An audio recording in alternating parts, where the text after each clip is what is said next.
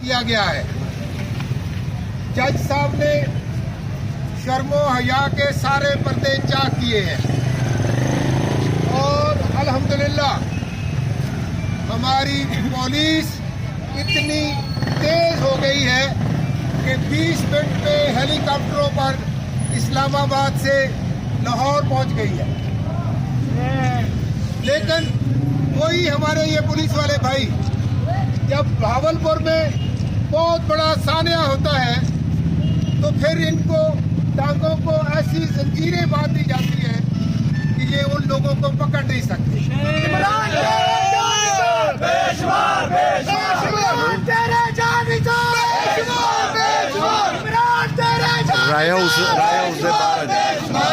हमारी ये पुलिस वालों के साथ कोई लड़ाई नहीं है।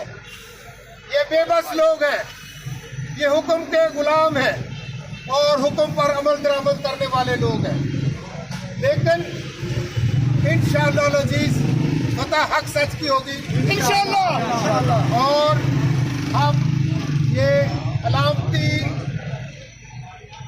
अपना एहतजाज रिकॉर्ड कराते हुए इस अहद के साथ यहाँ से रुखसत होते हैं कि इंशाअल्लाह अज़ीज़ कल इससे बड़ा एहतजाज होगा इंशाअल्लाह और हर अड्डे पर होगा इंशाअल्लाह। अभी जो लोगों के दिलों पर खौफ के बुत हैं उनको तोड़ना होगा इंशाअल्लाह।